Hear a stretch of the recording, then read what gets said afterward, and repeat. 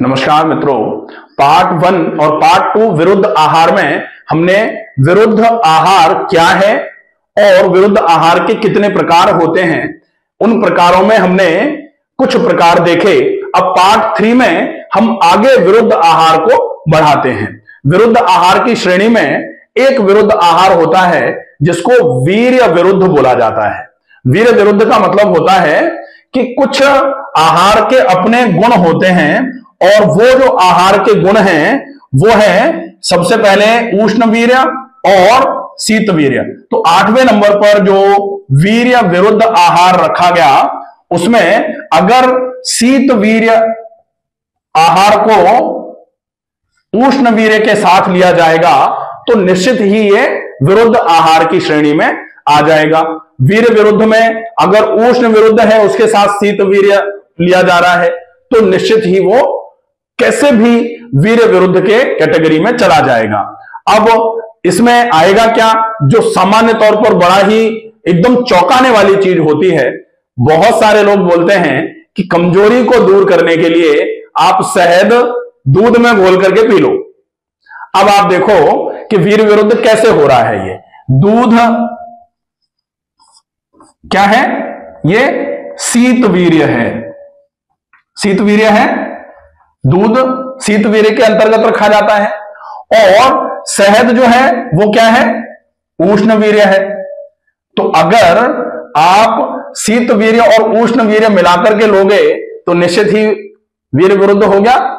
तो आप ये दूध के साथ में शहद का उपयोग करना ये उचित नहीं है, इसलिए आप इसका ध्यान रखें कि ये वीर्य विरुद्ध के अंतर्गत आता है। आप दूध और शहद का साथ में उपयोग नहीं कर सकते हैं। जो बहुत सारे लोग कुछ भी बताए जा रहे हैं, थोड़ा सा हमें अच्छा, ये जो है ये आयुर्वेद में बताए गए 18 प्रकार के विरुद्ध आहार हैं और जो हमारे ऋषि मुनियों ने बहुत सोच समझ करके बड़े ही हिसाब से बहुत कुछ जानकारी के हासिल करने के बाद बताया है।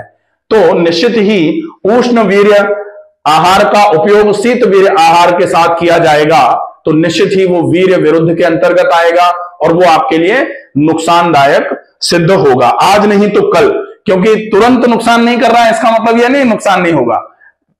बोला ही गया विरुद्धमपि च आहारम विद्यात सुगरोपम, कि अगर आप विरुद्ध आहार करते हो तो वो स्लो पॉइजन का काम करेगा, तुरंत तो नहीं। वो कोबरा नहीं है कि तुरंत खाए, तुरंत डसा और तुरंत मृत्यु, नहीं।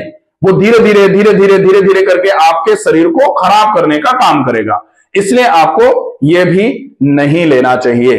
अब हम ये 8वें नंबर का विरुद्ध आहार हुआ। अब 9वें नंबर पर जो विरुद्ध आहार है वो है कोष्ठ विरुद्ध। कोष्ठ का मतलब क्या होता है, आंतें। कोष्ठ का मतलब बेसिकली आंतें होता है और कोष्ठ विरुद्ध में आप देखो, कोष्ठ विरुद्ध क्या होगा कि आंतें दो तरीके से शरीर में विद्यमान रहती हैं। एक तो मृदु कोष्ठ हो सकता है और दूसरा क्या है, दूसरा एक तो मृदु कोष्ठ हो गया। मृदु कोष्ठ का मतलब क्या है कि आंतें थोड़ी नरम है, थोड़ी कमजोर है। कमजोर आंतों में आपको क्या देना चाहिए, और अगर आपका कोष्ठ जो है वो क्रूर कोष्ठ की तरफ चल रहा है तो फिर आपको क्या देना चाहिए। तो मृदु कोष्ठ और क्रूर कोष्ठ दो तरीके का कोष्ठ है। अब मृदु कोष्ठ में अगर माइल्ड लैक्सेटिव दिया जाए, मृदु कोष्ठ मतलब आंतें पहले से थोड़ी कमजोर हैं, कम काम कर पा रही हैं, ऐसे समय में आपको कैसा दिया जाए, मृदु कोष्ठ में अगर आपको कुछ ऐसा दिया जाए जो थोड़ा सा कमजोर पड़ रहा है तो वो काम नहीं करेगा। और क्रूर कोष्ठ में अगर आपको, क्रूर कोष्ठ है कि आंतें बहुत गड़बड़ हो गई हैं, बहुत ज्यादा खराब हैं, और ऐसे समय में माइल्ड लैक्सेटिव आपको दिया जा रहा है, तो माइल्ड लैक्सेटिव आंतें बहुत खराब, ऐसे समय में क्या देना चाहिए था, हैवी परगेटिव कुछ दिया जाना चाहिए था ताकि आंतें अपने आप को ठीक कर लें। लेकिन क्रूर कोष्ठ में आपको दिया गया लाइट परगेटिव, कुछ माइल्ड सा परगेटिव लैक्सेटिव, और मृदु कोष्ठ में दे दिया गया क्या, बहुत हैवी परगेटिव, तो ये प्रॉब्लम हो जाएगी। तो इस चक्कर में ये जो है कि मृदु कोष्ठ में बहुत हैवी और क्रूर कोष्ठ में बहुत लाइट अगर दिया जा रहा है तो ये विरुद्ध हो जाता है। और ये किस विरुद्ध में जाएगा, वो होगा कोष्ठ विरुद्ध।